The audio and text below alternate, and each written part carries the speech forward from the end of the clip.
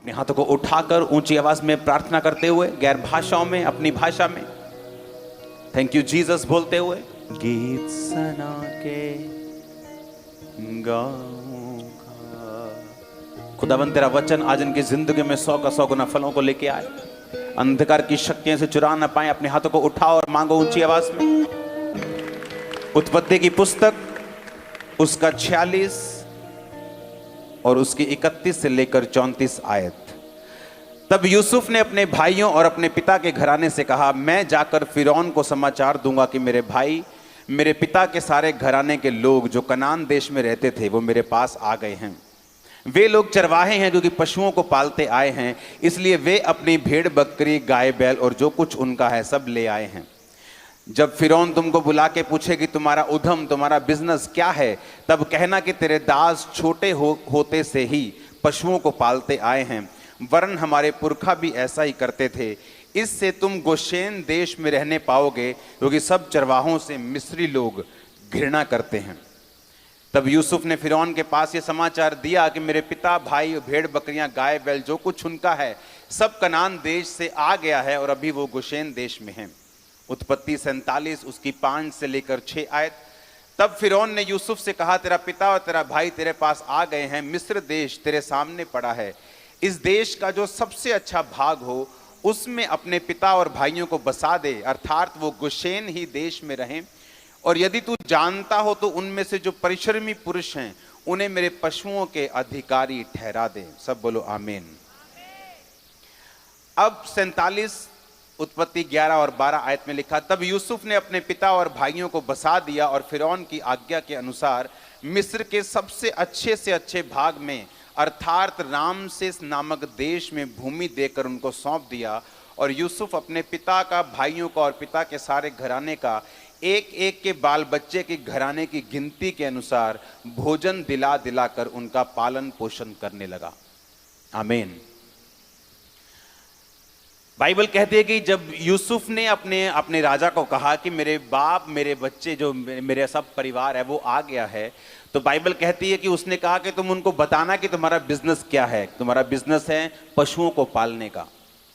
लेकिन वचन ये कहता है कि मिस्री लोग जो थे वो पशु पालन से, चरवाहों से नफरत करते थे। क्या करते थे वो? चरवाहों से बाइबल कहती वो नफरत करते थे। लेकिन वचन ये कहता है कि उस नफरत के बावजूद भी उनको बेस्ट देश दिया गया, जहां पर गोशेन देश जो था वो पूरा ग्रीन था। मिस्र देश में एक ऐसी, अगर आप मिस्र देश में जाएंगे तो वो पूरा एक आपको रेगिस्तान की तरह नजर आएगा। वहां एक नील नदी है, जहां पर नील नदी के किनारे पे 97-95% पॉपुलेशन, और उस समय में तो 99% जो पॉपुलेशन थी वो नील नदी के किनारे रहती थी, क्योंकि और कोई रहने के लिए अच्छी जगह नहीं थी। और बाइबल कहती गोशेन देश जो था वो पूरी तरह से ग्रीनरी से भरा हुआ था। बावजूद इसके कि मिस्री लोग चरवाहों से घृणा करते थे, फिर भी उनको बेस्ट देश मिला। वही देश मिला जो उसका बेस्ट था, मिस्र का, बावजूद इसके कि वो उससे नफरत करते थे। रीजन क्या था इसका?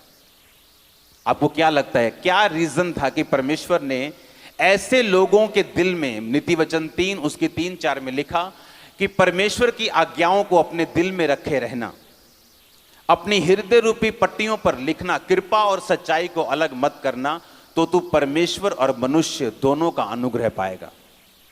आप लोग परमेश्वर के कामों के लिए चुने गए हैं। बाइबल कहती आप लोगों को परमेश्वर ने अलग किया है।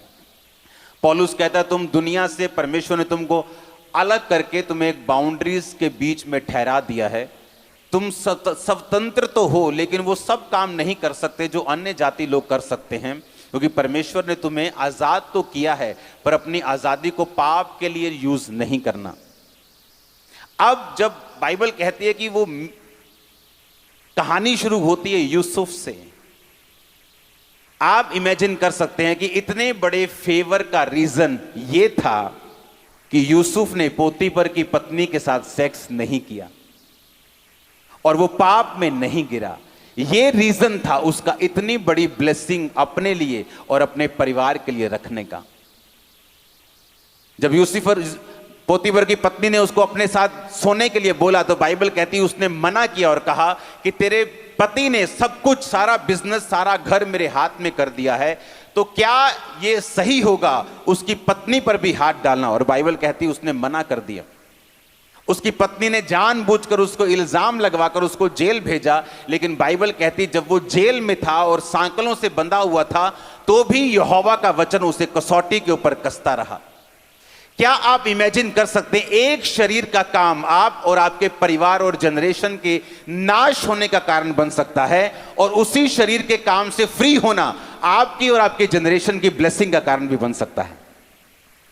हम क्या कहते हैं? सरकार बुरी है, या हम क्या कहते हैं? यहाँ इकोनॉमी बुरी है, इकोनॉमी बैड हो गई, कोविड आ गया, अब उसके बाद यूक्रेन के साथ युद्ध छिड़ पड़ा है तो मेरा बिजनेस डाउन है। लेकिन बाइबल का वचन ये कहता है मिस्री लोग जिन लोगों से घृणा करते थे, क्यों घृणा करते थे? मिस्र कहां से निकला? कनान से निकला था। कनान कहां से निकला? वो नूह के तीसरे बेटे से निकला था जिसने अपने बाप को नंगा देखा था, उससे निकला था मिस्र। और इसीलिए जो मिस्री लोग थे वो थे तो इजराइलियों के रिश्तेदार, लेकिन अलग हो चुके थे, दुश्मन बन चुके, जैसे भाई भाई का दुश्मन बन जाता है। और जो इजराइली थे वो ज्यादातर जिस तरह एसाव और याकूब, याकूब बाइबल कहती है कि भेड़ बकरी को चरवाही करने वाला बना, और एसाव धनुर्धारी बना, वो युद्ध करने वाला बना, शिकार खेलने वाला मनुष्य बना। तो इजराइली जो लोग थे वो चरवाहे थे। इसके बावजूद भी कि एक पूरा देश, उसका प्रधानमंत्री, उसका राजा, उसके लोग उनसे नफरत करने के बावजूद भी आप इमेजिन करो कि जब वो उस देश में जाते हैं तो बेस्ट पोर्शन उनको मिलता है। आपकी लाइफ में बेस्ट पोर्शन खुदा आपको देने के लिए तैयार है। मैंने कहा आप अपनी लाइफ में बेस्ट को देखने के लिए तैयार हो जाओ।